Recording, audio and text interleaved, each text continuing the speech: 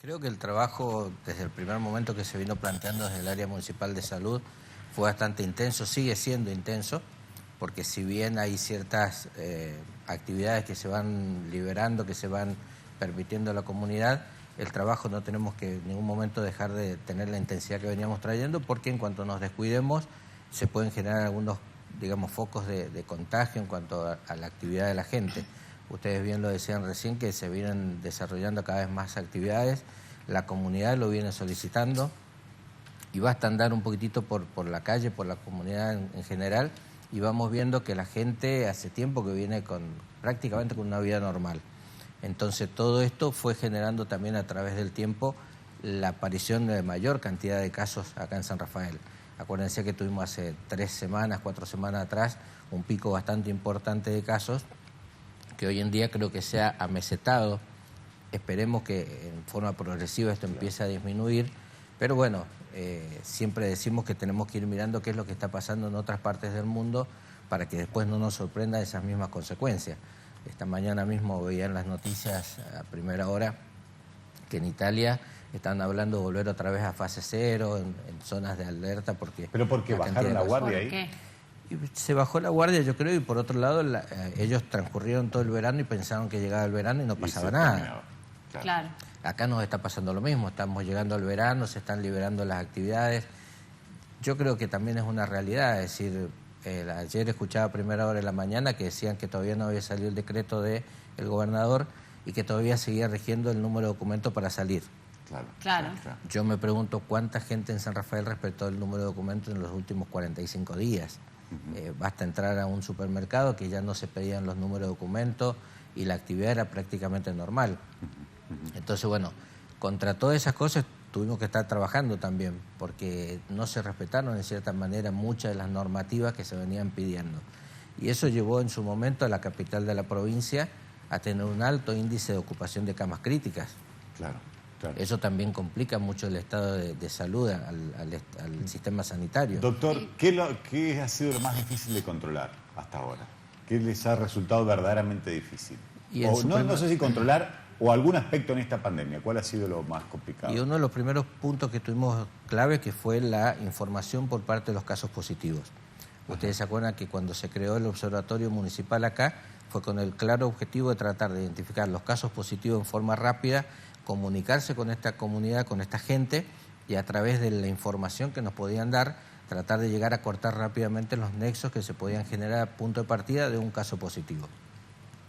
Si había un señor positivo en un domicilio, a ver dónde trabajaba, dónde concurría habitualmente, dónde se desplazaba, con quién había estado en las últimas 72 horas, y el objetivo de la gente, de los rastreadores, era ese, llegar rápidamente a esos contactos, comunicarles que ante la aparición de síntomas inmediatamente nos avisaran para poder hacerles los controles sanitarios y de esa forma tratar de ir cortando la diseminación de la enfermedad. Bien. Fue muy difícil en sus momentos poder obtener la información en forma rápida y concreta. Recién hablábamos con Pablo de esta, digamos, rara aparición de un día tenemos 30 casos, otro día 100. ¿Por qué está fluctuando tanto? Así hay tanta brecha en estos días, hemos visto eso, ¿no? ¿Con qué tiene que ver más testeos, menos testeos, más resultados, menos resultados? Los testeos se han venido haciendo en la forma estatal, en forma uniforme, es decir, tanto en la parte provincial como municipal. Sí creo que hubo también un tema muy importante que tuvimos que luchar mucho también desde el Estado contra eso, que es la cantidad de testeos que se hacían en la parte privada. Mucha gente en sus comienzos, recién ahora estamos logrando que los bioquímicos en forma privada estén informando los casos positivos. Mucha gente se testeó en forma privada por una cuestión de privacidad, el profesional no informaba. Claro. Entonces esa gente que, bueno, apelábamos a la responsabilidad del ciudadano que se aislara, que se mantuviera, que informara sus contactos con quienes había estado en forma estrecha en las últimas 72 horas, pero esa información nos costó muchísimo conseguirla. Hoy en día sí se están volcando, si ustedes ven diariamente los listados, aparecen la gente que viene de Malargüe, la gente que viene de General Alvear informada, el Hospital Shestakov, las clínicas privadas, los laboratorios privados.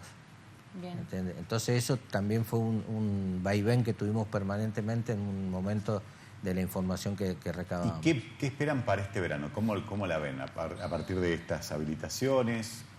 Ya estamos trabajando en varios aspectos, es decir, desde el punto de vista municipal. Nosotros ya ayer tuvimos, por ejemplo, una reunión con la gente de la CNRT, Gendarmería y Defensa Civil, y la estación, la responsable de la terminal de ómnibus acá de San Rafael.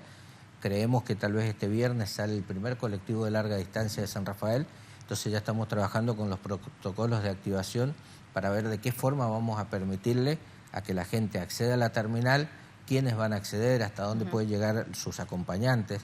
Lo ideal es que adentro de la terminal no entre la gente que no va a viajar. Claro. Esto habrá que hacer una fuerte campaña de difusión para que la ciudadanía entienda que pueden llegar a lo mejor hasta la playa de estacionamiento de la terminal, ahí despedir a su ser querido, como será al revés también. Quien ingrese a San Rafael lo tendrán que esperar en la playa de estacionamiento. Va a haber controles sanitarios también, y ante la sospecha de la aparición de alguna persona que venga con fiebre, bueno, se va a hacer inmediatamente un testeo rápido de antígenos, que son los hisopados, que nos dan un resultado en 10 a 15 minutos, y si esa persona llegase a ser positivo, por supuesto, imposibilitarle de que viaje. Pero bueno. Y tiene, digo, esto de la cantidad de casos, el pico, ¿era un número que ustedes ya esperaban, lo habían visualizado, o el número era más grande, lo esperaban para este momento, epidemiológicamente hablando, ¿no? Sí, nosotros el pico lo esperábamos en realidad a partir de la segunda quincena de septiembre.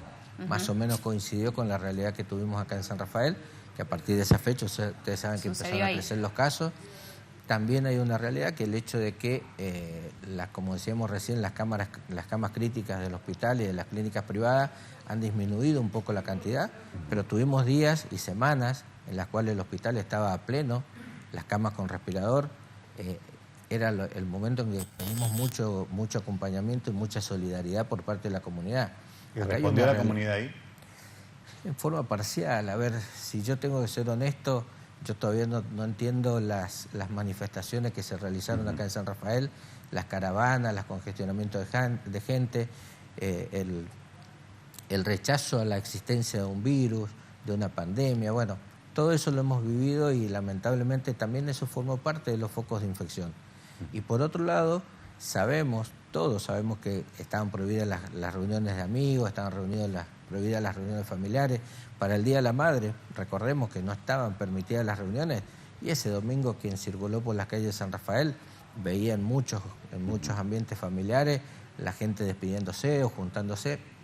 Está bien, ahí es donde siempre tenemos que hacer hincapié en las libertades que tenemos, porque muchas veces en las manifestaciones también encontramos gente que decían: queremos la libertad, queremos podernos expresar. La tuvieron. ¿Cómo se van preparando para el arribo de la vacuna? Esa es, digamos, me parece la información positiva. ¿Se están armando ya protocolos? ¿Están pensando en eso? Sí, ya estamos trabajando. Nosotros la semana pasada, justamente desde la municipalidad, de la intendencia y de la Secretaría de Gobierno, ya se nos pidió que fuéramos armando un protocolo de vacunación, para lo cual medianamente ya lo teníamos, porque nosotros, acuérdense que esta pandemia, cuando empezamos a fines de octubre, empezamos con los planes de vacunación para toda la comunidad, para todos los agentes sanitarios, para todo el personal de salud. Entonces, bueno, medianamente un protocolo ya tenemos armado y estamos trabajando para eso.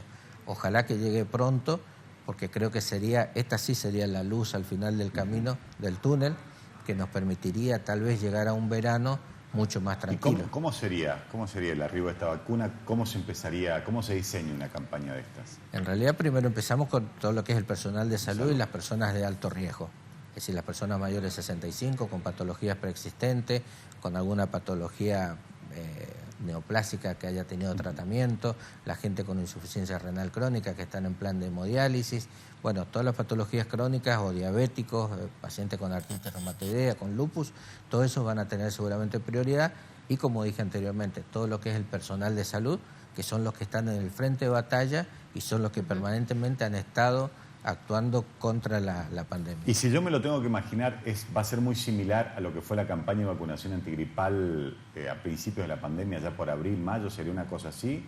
Sí, por eso decía que ya tenemos la experiencia que, en el caso mío personal, cuando ingresé a hacerme cargo del área municipal, fue a fines de marzo, cuando empezamos con toda la campaña. Acuérdense que vacunábamos los días sábados, los días domingos, cuando venía la gente, los adultos mayores al banco a cobrar la jubilación, aprovechábamos que ellos salían para hacerles los planes de vacunación. Así que en ese esa sentido, luz, cuando usted como persona que está en el ruido de la cuestión sanitaria, de lo que significa importar una vacuna, distribuirla, ¿cuándo tiene la idea que puede pasar esto? Yo creo que vamos a estar hablando prácticamente de fines de diciembre, prácticamente, que puede llegar a estar la vacuna acá. Sí. De ahora, diciembre. Sí, el mes que viene. Recién ustedes mismos lo decían, la vacuna... Sí, ya está. Hay 2 vacunas que ya dicen que el 92% de efectividad tiene. Bueno, también ahí está el acompañamiento de la sociedad, de la comunidad. Claro. Creo que si logramos una vacunación masiva, el control de la pandemia va a ser mucho más rápido. Si todavía seguimos encontrando algunos ejes que intentan desprestigiar a la viabilidad de la vacuna, lógicamente que nos va a costar mucho más. Y también va a haber dosis por si se quiere aplicar a alguien que no pertenezca, digamos, a los grupos de riesgo o a las... Van a haber, por supuesto, pero tenemos las prioridades bien establecidas. Claro. Es decir, esto, lógicamente que la idea es vacunar a todo el mundo, pero bueno, para llegar primero a todo el mundo tenemos que vacunar primero al personal de salud y, como dijimos, a las personas de alto riesgo. Es decir, que se puede pensar en esta luz del túnel al final de este 2020. Yo creo que sí, ojalá que es posible. Por lo menos en eso estamos trabajando. ¿Y como digamos, situación más pesimista, hasta cuándo? ¿Junio del año que viene? No creo que tanto, no. Como más pesimista, creo que marzo del año que viene.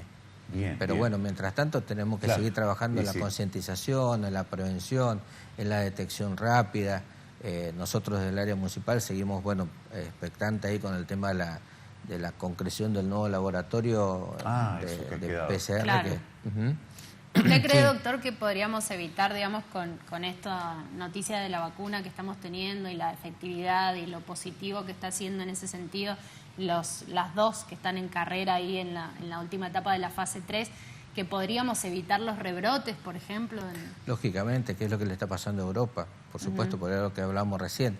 La gente en Europa se relajó, se abrieron todas las actividades, fue un verano espectacular para ellos, pero ahora hoy en día están retrocediendo todo para atrás y tienen que cumplir con unas normativas que son impuestas por los estados gubernamentales y que, lógicamente contra eso también tenemos que luchar muchas veces acá en la Argentina, ¿no?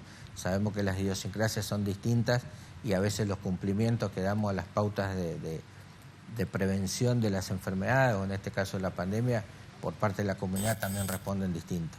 Bueno, y hay muchos programas que se cayeron por el tema de vacunación, del COVID. ¿Se van a empezar a reactivar ahora? ¿Cómo sufrió el área sanitaria que ha estado? De hecho, nadie va a tener vacaciones. Ese es el problema también, ¿no? Todos estamos sin vacaciones, hemos estado todo el año prácticamente sin vacaciones. Hemos estado sufriendo las consecuencias de las enfermedades, así como en su momento ustedes tuvieron también que estar en la etapa de aislamiento. Nosotros, nuestro personal también lo ha estado, y contra eso también hemos tratado de trabajar porque no sobra el personal capacitado, no sobra el personal de salud, ni los enfermeros, ni los agentes sanitarios, ni los profesionales médicos.